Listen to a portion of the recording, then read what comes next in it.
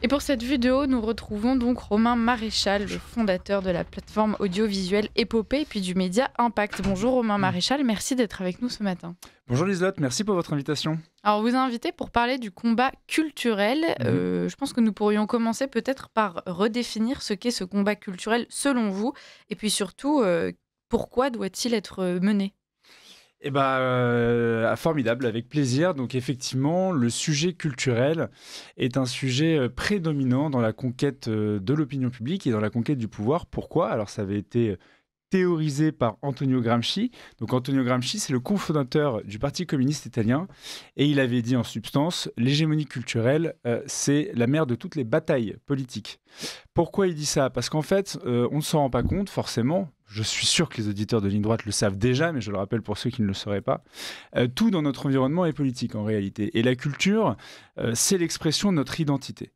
Et si on veut pouvoir réussir à prendre un jour le pouvoir, il faut, je pense, s'appuyer sur un triptyque très simple qui est celui de l'insécurité, évidemment, de l'immigration, et enfin, celui qui est peut-être le moins traité, alors que c'est peut-être un des plus importants, celui de l'identité. Qu'est-ce que c'est l'identité? C'est la compréhension de ce que nous sommes. Et la compréhension de ce que nous sommes nous permet après de faire émerger des œuvres, un univers, un écosystème, dans toutes les strates de la société qui permettent justement de faire rayonner notre civilisation. Alors aujourd'hui, non seulement on a des Français qui ont du mal à réaliser ce qu'ils sont, mais en plus ils sont face à une gauche qui, vous parliez d'hégémonie, vous allez pouvoir nous dire si vous considérez qu'aujourd'hui la gauche est hégémonique dans ce domaine culturel, mais qui en tout cas propose une définition de l'identité qui est assez biaisée justement. Tout à fait, c'est-à-dire que lorsqu'on regarde les décennies qui viennent de s'écouler, on se rend compte qu'il y a eu tout un travail de sable de l'identité française, une volonté d'amoindrir des élans patriotiques, nationalistes même, et pour ce faire, il y a eu l'utilisation, notamment de la part de Mitterrand, d'outils de propagande tels que SOS... touche pas à mon pote avec SOS Racisme et toutes ces organisations, tous ces médias également, je pense à Libération, l'Express, aujourd'hui on parle beaucoup de France Télévisions, France Inter et compagnie, mais en fait toutes ces officines sont autant de caisses de résonance pour promouvoir ce que on peut appeler l'anti-France, c'est-à-dire la haine de soi en réalité, et ça s'est aussi illustré par des intellectuels qui ont expliqué pendant des décennies et des décennies, je pense à Daniel Cohn-Bendit notamment, pour ne citer que lui, mais en fait tous ces gens qui ont expliqué qu'il fallait non seulement comment je dirais, ne pas s'assimiler à la France, mais pire que ça, que la France était coupable. On a vu l'épisode récent sur la guerre d'Algérie avec Oradour Soglane, hein, c'était Jean-Michel Apathy qui a expliqué qu'en gros, la France était coupable de crimes contre l'humanité. En fait, toutes ces personnes-là se rendent coupables non seulement de troubles à l'ordre public, mais aussi alimentent la haine de la France et des Français. Donc, créent justement les conditions le prétexte pour pouvoir s'en prendre à la France et aux Français. Et tout ça, malheureusement, est rendu possible parce que justement, il y a toutes ces officines de propagande, hein, appelons-les comme elles sont, qui sont à l'œuvre et la plupart du temps, et là, les auditeurs en savent quelque chose, payées, soutenues par le contribuable, par des subventions publiques en réalité, donc par nos impôts. Voilà, et c'est la raison pour laquelle, évidemment, tous les champs doivent être occupés. Alors, Romain Maréchal, quand vous nous parlez de cette volonté de saper l'identité française qu'on retrouve beaucoup à gauche et dans toutes les organisations qui gravitent autour de la gauche politique, pourquoi est-ce que on a cette haine de la France? D'où est-ce que ça vient, cette volonté de détruire l'identité française? Moi, je pense qu'il y a une. Je pense que c'est le mouton qui répond à la bergère. C'est-à-dire que c'est l'idée que, il y avait un besoin, après au moment des Trente Glorieuses, d'avoir beaucoup de main-d'œuvre. Comme disait Marx, l'immigration, c'est l'armée de réserve du capitalisme. Donc il y a des entreprises comme Bouygues notamment qui ont vraiment beaucoup poussé à l'arrivée sur le territoire de main-d'œuvre peu qualifiée pour jouer à la baisse sur les salaires. Ça, c'est pour la partie, je dirais, purement pragmatique, capitalistique. Et puis ensuite, il y a la partie, je dirais, idéologique, où on a voulu tout simplement faire disparaître les nations. Et donc ce qui faisait les verticalités de ces nations, de leur culture, pour pouvoir créer un espèce de grand marché commun qui est le marché européen puis le marché mondial, avec des personnalités comme Jacques Attali notamment qui ont toujours fait la promotion de l'homme sans frontières, de l'homme déraciné. Ça date pas d'hier, hein. C'est la théorie, c'est la philosophie des Lumières. L'homme au centre de tout, l'homme autocentré, l'homme sans racines, l'homme qui définit lui-même sa propre morale, ses propres lois, sa propre doctrine, là où jusqu'à de 500, enfin 497 baptême de Clovis jusqu'à la Révolution, c'était finalement la religion catholique notamment, qui donnait, on parlait d'ordre naturel et puis on parlait aussi de morale. Donc en fait, c'est elle qui mettait le cadre de la société, qui définissait le bien et le mal. Or, avec la Révolution, la mise à jour en mai 68, ça a été totalement annulé pour justement mettre en avant l'homme. Et si l'homme décide lui-même de ce qui est bien, de ce qui est mal, de ce qui est vrai, de ce qui est faux, eh ben, il peut décider demain de devenir... un homme peut devenir une femme, peut devenir une table basse, peut devenir un chien, et puis après on peut se marier à 2, à 3, à 4, à 7. Et puis tout devient possible en réalité, parce qu'il n'y a plus de limite, il n'y a plus de cadre en fait à la vie en société. Et ça, on le voit, ça crée un chaos délétère. Et je pense que les jeunes générations notamment... je ne parle pas des auditeurs de Radio Courtoisie qui, je sais, eux, ont déjà bien compris tout cela, mais je ne fais que le rappeler pour les nouvelles générations, justement, doivent prendre à bras-le-corps ce sujet de la bataille culturelle, parce que autrement, c'est le chaos et c'est une pente très, très, très, très glissante. Alors, on va venir à cette façon dont on peut s'approprier le combat culturel. Avant cela, vous avez parlé de ses racines. Romain Maréchal, finalement, ce que vous nous expliquez, c'est qu'on a déjà un terreau très fertile pour pouvoir nourrir cette fierté d'être français, cette identité. Il suffit simplement de se référer à ce que nous possédons déjà. Exactement, tout à fait. On a la chance d'être... selon moi, dans le plus beau pays du monde, avec une culture extrêmement riche, une multitude de paysages et d'écosystèmes différents. Et la preuve, pour être un chiffre très pragmatique, enfin pour être très simple, je dirais, aujourd'hui, chaque année, on a 100 millions de visiteurs qui viennent en France, 100 millions de touristes. Donc c'est la première destination touristique mondiale. Malgré tout, j'ai envie de dire, malgré l'insécurité, malgré effectivement beaucoup de problèmes qui peuvent être rencontrés par les touristes.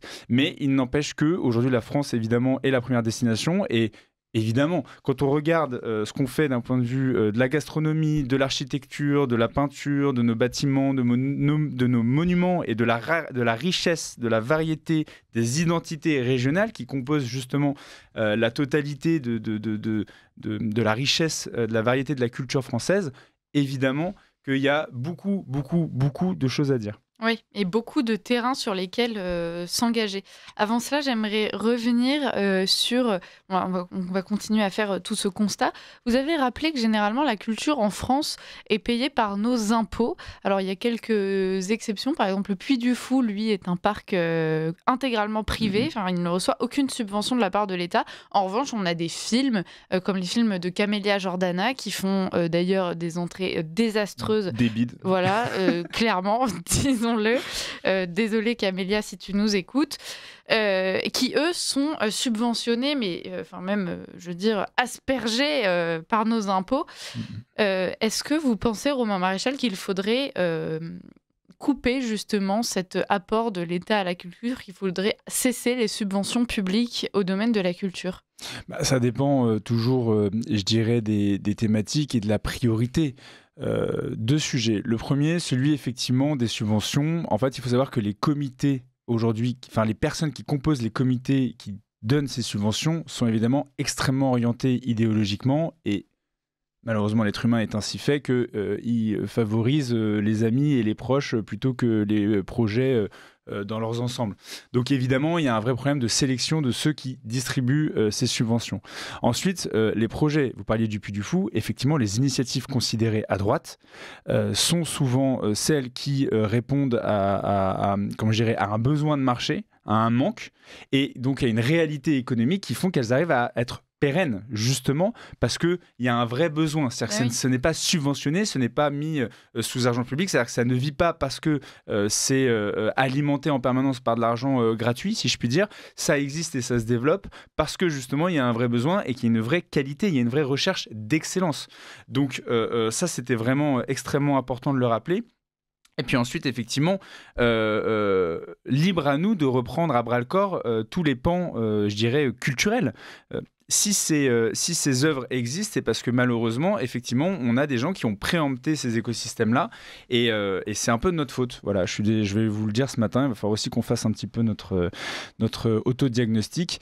Je pense que la droite ou le camp national, on l'appelle comme on veut, a péché par absence de conquête de l'univers culturel. Je m'explique. Moi, j'ai 30 ans, donc je viens d'une génération qui subit les conséquences des générations précédentes. Et la génération précédente, celle de mes parents, c'est une génération à qui on a expliqué qu'il fallait pas trop faire de journalisme, encore moins aller dans des études artistiques, parce que justement, bah voilà, il fallait gagner de l'argent, il fallait être dans une école de commerce ou une école d'ingénieur, pour être très pragmatique. La pensée de droite, quoi, vraiment la plus pragmatique possible. Sauf qu'en faisant ça, on a créé un énorme déficit de main-d'œuvre, d'œuvres artistiques, je dirais de recherche, oui, du beau, de la promotion du beau, de la vérité, de notre identité.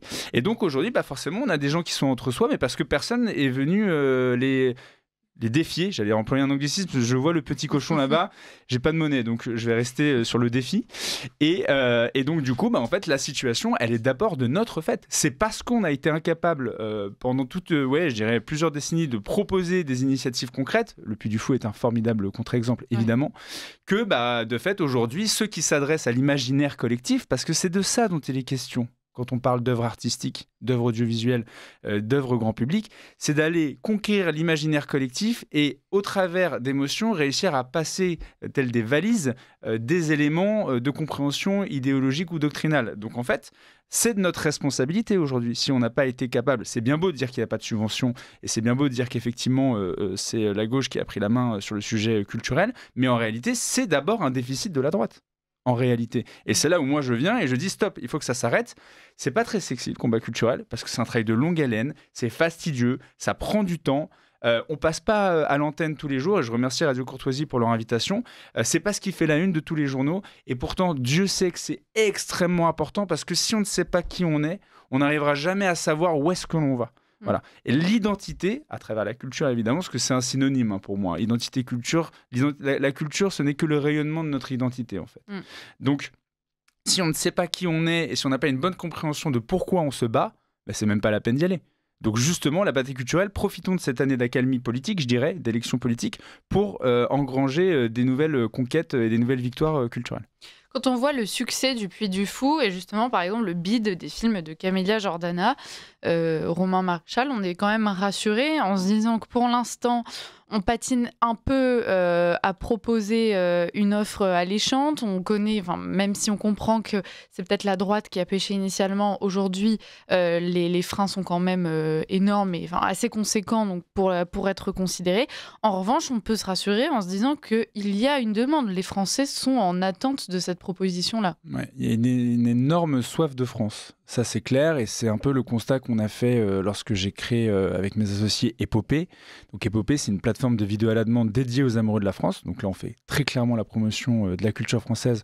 Aujourd'hui, via des documentaires, des reportages, des émissions culturelles, mais demain, via la fiction, parce que la fiction, c'est la meilleure façon, justement, d'aller toucher le cœur des Français. En plus, on a un terreau extrêmement fertile de personnages, de littérature, historique. Autant vous dire qu'on a du travail pour 1000 ans.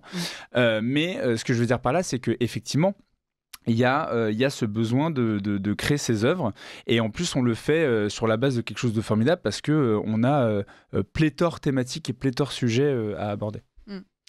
Tout à l'heure, vous avez utilisé le mot propagande pour qualifier ce qu'en ce moment fait la gauche avec cette hégémonie sur le monde culturel, la façon dont ils s'encouragent entre eux, dont certaines thématiques, notamment woke, sont poussées à outrance justement dans ce domaine-là. Est-ce que vous pensez que si demain, justement, le système bascule, se renverse, qu'il y a une inversion des valeurs, qu'on retrouve un système qui correspondrait plus à celle que vous proposez, par exemple, vous pourriez mettre en place ce qu'on appellerait de la propagande. En clair, est-ce que vous êtes pour une propagande si jamais ça sert justement le bien, le bon, le beau ? C'est très intéressant ce que vous dites parce qu'effectivement ce mot propagande il peut être très, très subversif au sens où on lui a collé une étiquette très négative, mais en fait propagande c'était le mot pour dire communication à l'époque. Aujourd'hui tout est communication et influence, ce qui veut dire strictement la même chose. La différence entre eux et nous, c'est que nous, comme vous le disiez, il y a une attente. il y a un manque d'offres patent et une fois de plus, on le fait sans argent public. Donc moi, je suis convaincu. En fait, il faut toujours essayer de voir le positif dans des situations compliquées. On va rencontrer une période d'austérité assez difficile, il faut être clair. On a le même âge tous les deux quasiment. Plus jeune que moi, mais je pense que vraiment, ça va être extrêmement difficile pour la génération là, qui va arriver. Et finalement, c'est peut-être un mal pour un bien parce que on va arrêter la gabegie, les dépenses dans des films pourris qui font que quelques centaines d'entrées au cinéma et qui coûtent des millions aux contribuables, des dizaines de millions même, parce que quand on les cumule, ça commence à faire beaucoup, et vont émerger effectivement des œuvres artistiques considérées de droite, ou en tout cas de France, attachées à son histoire et à sa culture, parce que justement, il y a un marché à prendre, il y a un vrai besoin, une vraie demande, et une vraie soif de compréhension de notre identité. Donc, en fait, il n'y aura pas tant besoin de pousser plus que ça parce que de toute façon, l'argent n'existera pas. Moi, je suis pour que les œuvres existent parce qu'il y a un marché. Ouais. C'est mon côté un peu capitaliste, désolé, mais voilà, c'est-à-dire que je pense que les choses doivent exister parce qu'on en a besoin, et c'est la différence justement avec ces initiatives financées par l'argent public, c'est que si demain on arrête, est-ce qu'on va continuer à avoir des drapeaux LGBT sur les arrêts de bus? Est-ce qu'on va avoir des mousquetairettes ou des mousquetaires féminins? Enfin voilà, mousquetaires-reux. Voilà, mousquetaires-reux. Ouais, très bien. Mais non, mais c'est ça le sujet en fait, c'est qu'il n'existe que parce qu'il y a de la subvention. On parlait de propagande, je finis là-dessus parce que les termes sont extrêmement importants. Moi, je parle plutôt d'agenda politique en fait. C'est-à-dire qu'ils se servent d'événements culturels. On en a un exemple patent avec la fameuse cérémonie des Jeux Olympiques, ouverture et fermeture. La fermeture aussi est pleine de symboles. Je laisserai nos auditeurs faire leurs recherches. Mais ce que je veux dire par là, c'est qu'en fait, chaque événement culturel, il y a eu l'Eurovision aussi, sert à faire avancer leur agenda politique. Et nous, on va juste faire ce qu'on sait faire, c'est-à-dire la promotion du beau. Et parce qu'il y a une attente, ça fonctionnera. Voilà. On continue avec vous encore quelques minutes. Romain Maréchal, je fais simplement une petite pause pour rappeler à nos auditeurs que donc vers 9h, ils pourront retrouver Jean Messia à notre antenne. Donc voilà, restez bien avec nous, chers auditeurs. On continue sur cette question du combat culturel. C'est avec Romain Maréchal, qui est le fondateur de la plateforme audiovisuelle Épopée et du média Impact. On en parlera aussi d'ailleurs. Romain Maréchal, aujourd'hui, on voit des enfants qui sont quand même baignés dans cette proposition culturelle qui est faite par la gauche. On est en train petit à petit de revenir sur la scène, notamment d'ailleurs grâce à des initiatives comme les vôtres. Néanmoins, est-ce que vous ne craignez pas que les enfants qui ont baigné justement dans cette culture assez décadente, je pense qu'il ne faut pas avoir peur des termes, plus tard ne seront pas justement en attente dans la continuité de ce qu'ils ont toujours connu, de ce type de contenu assez woke, assez décadent? Il y a du boulot, oui, c'est clair. C'était facile, tout le monde le ferait. Donc, c'est pour ça qu'on y va et justement, c'est notre responsabilité de faire changer, de changer la donne. Moi, je ne cherche pas forcément à convaincre les masses. J'ai beaucoup apprécié les travaux de Gustave Le Bon, justement, sur la psychologie des foules. Je crois que la foule, elle suit le mouvement. Mais qu'en revanche, il faut qu'il y ait une minorité agissante qui soit capable de proposer une alternative. C'est un peu là aussi où on est un peu en déficit. Je suis désolé, ce matin, je fais beaucoup je fais un peu le procès de la droite, mais parce qu'à un moment donné, il faut aussi se dire les choses. Chez Radio Courtoisie, je sais que vous avez le mérite de dire les choses vraies, la vérité. C'est-à-dire qu'en fait, il faut absolument qu'on soit capable de pouvoir proposer une alternative. On est souvent dans la réaction, souvent dans le commentaire. La réponse de l'actualité aussi qui stimule en permanence notre dopamine et c'est le fonctionnement de l'audimat. Mais parfois, et c'est ce que j'aime beaucoup chez Radio Courtoisie, je tiens à le souligner, c'est bien aussi de prendre le temps d'analyser les choses dans le fond et de comprendre les grands mouvements idéologiques et culturels. Et donc c'est pour ça qu'il faut parfois prendre le temps de se poser. Et par rapport à cette jeune génération, en parallèle de ça, oui, il y a un agenda évidemment woke progressiste qui leur est soumis. Maintenant, si demain le logiciel change, si on arrête de subventionner, peut-être que du coup, c'est la culture de droite qui apparaîtra comme étant la plus diversifiée et la plus disponible, et non plus celle de gauche. On le voit d'ailleurs, il y a un retour en arrière de Facebook, de Netflix, de Disney, là, qui ont supprimé notamment un personnage dans l'une de leurs séries, un personnage non-binaire. C'est-à-dire qu'il y a un retour en arrière du délire woke. Vraiment, je parle de pathologie, là. Moi, j'ose les mots. La gauche, à ce niveau-là, c'est une maladie mentale, c'est évident. Premièrement, donc il y aura moins d'offres. Et deuxièmement, il y aura plus d'alternatives. Et ça peut sembler peut-être anecdotique, mais pour moi, ça veut dire beaucoup. Étant jeune catholique, père de famille, je vois qu'il y a de plus en plus de conversions qui ont lieu en ce moment. L'année dernière, c'était, je crois, de mémoire, plus de 30% de convertis par rapport à l'année précédente, à Pâques. Là, cette année, je pense encore qu'on va avoir une vague de nouveaux convertis. Je vois une jeunesse qui s'intéresse effectivement beaucoup plus au sujet spirituel. Pourquoi ? Parce qu'en fait, le nihilisme poussé à son paroxysme, la recherche de la jouissance immédiate, l'accès à tout, on va dire les mots, hein, la pornographie, les réseaux sociaux, voilà, tout ce dérèglement en fait, de la morale, qui était celle qu'on avait avant presque mai 68, j'ai envie de dire, a créé effectivement une génération, et puis alors, le Covid a fini, je dirais la période du Covid a fini la boucle, c'est-à-dire qu'on a créé toute une génération en fait totalement perdue, totalement en fait en quête de transcendance, et je pense que justement la foi, particulièrement la foi catholique, parce qu'elle est intrinsèquement liée à l'avenir du pays et à ce qui fait son essence, va nous permettre aussi de nous redresser. C'est le fameux concept d'espoir, d'espérance, et elle est là, moi, mon espérance, c'est de m'appuyer sur des gens de qualité. Ils n'ont pas besoin d'être nombreux. Ils ont besoin d'être actifs et ils ont besoin de s'engager. Voilà. Et si on est ensemble, je pense, chez Radio Courtoisie, c'est exactement la même philosophie qu'on partage. C'est-à-dire que c'est l'idée que, à peu, mais avec de la qualité et de l'énergie, on arrivera justement à faire changer les choses. Et je ne suis pas inquiet, la masse suivra comme elle a toujours suivi. Non, c'est quand même un beau message d'espoir. Vous avez dit que vous étiez jeune catholique, père de famille, Romain Maréchal. Aujourd'hui, est-ce que le fait d'être catholique, ça vous permet d'affirmer aussi que justement tout ne se vaut pas? Parce que c'est quelque chose c'est une idée qui est aussi poussée par la gauche, avec beaucoup d'hypocrisie, puisque bien évidemment, ils n'accepteront jamais la contradiction, mais que voilà, tout se vaut, que n'importe quelle offre culturelle, tant qu'elle est tant soit peu conceptuelle dans la tête de son artiste, peut être considérée comme belle, intéressante. Vous, en étant catholique, vous avez quand même une certaine idée de la morale, de ce qui doit être juste, de ce qui est beau, justement. Est-ce que ça vous donne une sorte de ligne de conduite? Est-ce que ça vous permet de décrypter aussi cette offre culturelle? Alors, catholique veut dire universel, premièrement. Ça, déjà, ça pose les bases. C'est-à-dire que, par principe, le catholicisme, la vérité du catholicisme s'impose à lui-même. Et donc, en fait, il peut exister parmi d'autres réalités. Le rôle d'un catholique, c'est de convertir les âmes, évidemment, à son niveau. Mais voilà, donc nous, on peut vivre dans un écosystème hostile. Ça, c'est le premier point. Deuxième point, je pense que l'idée, si vous pouvez me rappeler votre question, c'était... Est-ce que le fait d'être catholique, ça vous permet de discerner justement Oui, les offres qui sont belles, c'est bonnes? Ça. Merci. Il y a le sujet du libre arbitre aussi, qui est extrêmement important. Un des piliers fondamentaux du mariage, c'est la liberté. En fait, notre grille de lecture doit nous permettre effectivement de choisir entre le bien et le mal, mais en conscience. Ouais. Et ce que je crains, moi, aujourd'hui, et c'est pour ça que je me bats tous les jours que Dieu fait pour défendre l'identité française, c'est que malheureusement, il y a un manque d'alternatives, il y a un manque de compréhension et de clés de discernement. C'est ça, en fait, l'énorme déficit qu'on a, c'est qu'on ne sait même plus pourquoi on est français. Donc moi, je veux juste faire comprendre aux gens pourquoi ils sont français, et à partir du moment où ils ont ces clés de compréhension-là, ils seront capables de décider s'ils veulent plus ou moins d'immigration, s'ils veulent plus ou moins de police, s'ils veulent sortir ou non de l'Union européenne, tous les sujets liés à la souveraineté, la réindustrialisation, etc. C'est-à-dire qu'en fait, c'est comme si vous demandiez à... Parce que cette méconnaissance de compréhension de soi, cette absence de compréhension de soi, crée les conditions d'une sorte de morosité, de dépression, et évidemment à l'échelle de l'individu, tant à l'échelle de la nation. Donc en fait, avec ces clés de compréhension-là, on va pouvoir se dire, bah voilà...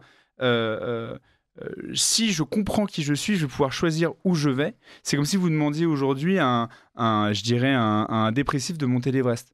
Le mec, il n'est même pas capable de faire ses lacets quand vous voulez qu'il monte l'Everest. Bah, nous, c'est un peu pareil en France. C'est-à-dire que si on ne comprend pas très clairement ce que c'est qu'être français, comment vous voulez demain qu'on remette en place des projets innovants, comme ça a été le cas avec le Concorde, comme ça a été le cas avec Ariane, comme ça a été le cas avec le Rafale, comme ça a été le cas avec le nucléaire, etc. On est une grande nation capable de beaucoup d'innovations. Le monde entier nous attend parce qu'il nous a beaucoup connus et beaucoup vus les siècles passés.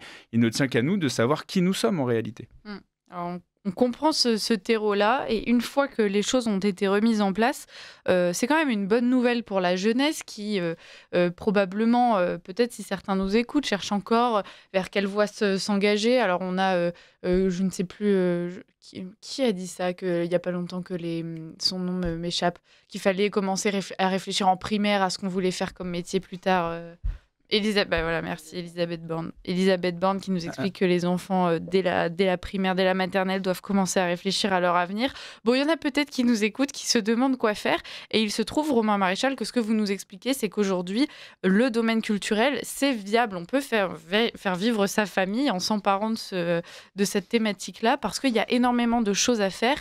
Il y a une demande. Donc, concrètement, vous, qu'est-ce que vous pourriez conseiller à ceux qui nous écoutent et qui veulent s'engager pour se réapproprier donc ce terrain culturel en France? Je souris parce que j'ai vraiment mes maraudes, quoi. J'ai vraiment mes sujets. L'identité, une fois de plus. En fait, comment savoir ce que je peux apporter dans mon environnement, pour les miens d'abord, puis pour la nation, si je ne sais pas qui je suis? On en revient à cette histoire d'identité. Si je ne sais pas quelles sont mes forces, mes faiblesses, mes points à améliorer et là où j'excelle. Et surtout mes appétences. Moi, je crois qu'on est bon dans quelque chose qu'à partir du moment où on aime ce qu'on fait. Avant de me lancer dans la production du visuel, quand on me connaît d'avant, on se dit mais n'importe quoi, c'est pour rire, mais en vrai c'est un sujet. C'est qu'avant je travaillais dans l'immobilier, j'avais absolument aucune compétence dans l'audiovisuel, et aujourd'hui on a plusieurs heures de contenu de haute qualité. Je crois que vos confrères d'ailleurs ont pu le souligner à plusieurs reprises.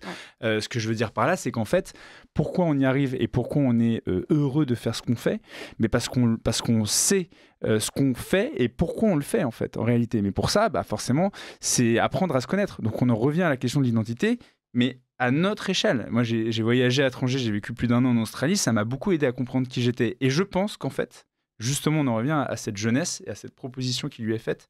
Il y a tellement d'informations, il y a une telle aphobésité de la part de la jeunesse, ils sont tellement tout le temps connectés qu'en réalité, ils n'ont jamais le temps de se regarder au sens symbolique du terme, de comprendre qui ils sont, de lire même aussi, parce que par la lecture, on crée des mécanismes intellectuels qui permettent d'aller au fond des choses.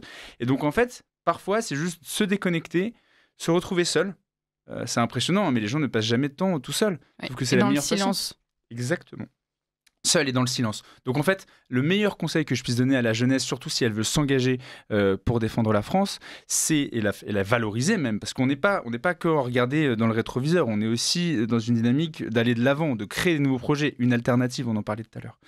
Et il faut d'abord savoir qui on est.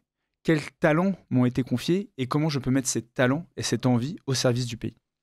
Bon, c'est quand même un très beau discours, c'est inspirant, et donc vous, effectivement, c'est ce que vous avez choisi de faire à travers donc non seulement Épopée, mais aussi Impact. Est-ce que vous pourriez réexpliquer un peu aux auditeurs quelle est la mission que vous vous êtes fixée, et concrètement, donc, comment est-ce que ça se traduit, comment fonctionne Épopée et Impact? En 2 mots, c'est très simple. Épopée, valorisation de la culture française. On se sert de ce qu'il y a mieux en termes d'innovation audiovisuelle pour promouvoir cette identité. Ça, c'est pour ce qui est Épopée. Et pour ce qui est d'Impact, donc ça c'est le podcast qu'on a lancé en septembre dernier, c'est l'idée qu'il faut mettre en avant des personnalités engagées dans la société civile, partout, dans toutes les strates de la société. Je ne parle pas des politiques, évidemment, parce que les politiques, ils ont une telle exposition que c'est même pas, voilà, c'est pas la peine. Puis c'est pas tout mon sujet, parce que je pense que sur l'échiquier politique, il y a vraiment beaucoup d'offres pour le coup. En revanche, sur la partie métapolitique, je dirais sociétale, en réalité, culturelle, il y a un vrai sujet. Donc sur Impact, vous retrouverez des chefs d'entreprise, des entrepreneurs, donc comme je vous disais, donc des chefs d'entreprise, des artistes, des communicants, des influenceurs, des personnalités des médias, enfin voilà, tous ceux qui font justement le tissu social et culturel français et qui ont, et ça c'est un peu la particularité des gens que je reçois sur Impact, donc qui ont de l'influence évidemment, qui ont un impact dans la société et qui sont enracinés, c'est-à-dire qui assument leurs convictions et qui n'hésitent pas justement à les promouvoir. Parce que là aussi, c'est important, c'est le dernier point sur lequel j'ai envie de taper sur la droite encore. Désolé, ce matin, je suis très en forme. C'est de dire qu'il faut arrêter de vouloir montrer patte blanche systématiquement. Ouais. En fait, il faut arrêter d'aller sur le terrain de nos ennemis. Arrêtons de vouloir plaire à Libération, aux journaux adverses, à nos adversaires politiques. Soyons nous-mêmes. Ce que nous sommes est juste, est altruiste, est nécessaire. On le fait parce que justement on aime notre pays, parce qu'on se sent responsable de ce qui nous a été légué, de tous les morts pour la France, et en même temps parce que justement on a un regard optimiste vers l'avenir et qu'on veut pouvoir donner un pays dans les meilleures conditions dans lesquelles on l'a reçu. Voilà. Donc ce qu'on fait est juste et bien, et il n'y a plus qu'à l'assumer et aller conquérir le monde. C'est ça la France. Oui. Sans essayer de faire partie d'un monde que de toute façon on veut remodeler, puisque a priori pour le moment il ne nous convient pas. J'en ai pas les clés, voilà, désolé. Romain Maréchal, et concernant Épopée, ce que vous vouliez faire, c'est proposer une alternative à la plateforme que tout le monde connaît aussi, Netflix. Il y a ce combat de l'image qui est extrêmement important. Oui, tout à fait. En fait c'est ça, c'est de me dire, c'est un peu idiot, je l'ai fait parce que je me suis dit pourquoi ça n'existe pas. Pourquoi Netflix continue matin, midi et soir à être regardé par des centaines de millions de gens à travers le monde, des millions de Français, à promouvoir son agenda politique, alors que nous, en France, juste en parlant de culture française, déjà, on aurait de quoi faire des dizaines, des milliers, des centaines de milliers d'heures de contenu. En fait, c'est un peu le pari fou qu'on a décidé de prendre. C'est un projet très ambitieux, parce que la création de contenu audiovisuel, ça coûte beaucoup d'argent, surtout dans le divertissement. Ouais. Et ça n'existait pas. Voilà, ça n'existait pas. Personne ne l'avait fait avant. Et du coup, je me suis dit un peu naïvement, on va y aller, on va le faire. Je connais pas grand chose à l'audiovisuel, mais bon, ça doit s'apprendre un peu comme tout. Et vous savez, c'est la fameuse expression, ils ne savaient pas que c'était impossible, c'est pour ça qu'ils l'ont fait. Je pense que c'est aussi simple que ça. On a eu la chance de pas savoir où on mettait les pieds, et c'est pour ça qu'on l'a fait. Et on s'en réjouit. Merci beaucoup. Oui. Si je peux juste du coup en profiter, nous, on est une entreprise, on n'est pas une association, on ne vit que des abonnements des gens qui nous soutiennent. Donc abonnez-vous à la plateforme Épopée, épopéefilm au pluriel.com. C'est 9 € par mois, pas grand chose, une place de cinéma par mois, ou 100 € l'année, voilà, vous économisez 2 mois offerts. Donc n'hésitez pas à vous abonner sur notre plateforme, nous ça nous aide à développer des contenus et à faire vivre la culture française. C'est même moins qu'une place de cinéma. Dans certains cinémas, ça monte jusqu'à 13 €. Donc effectivement.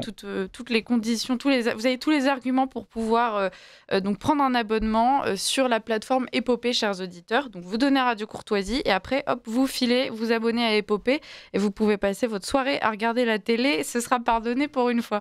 Merci beaucoup, Romain Maréchal, d'avoir été avec nous. Merci pour votre combat aussi. Et puis on vous souhaite la victoire, évidemment. On en profitera. Donc on n'a rien de mieux à vous souhaiter. Comme disait mon arrière-grand-mère. Voilà. Merci Romain Maréchal.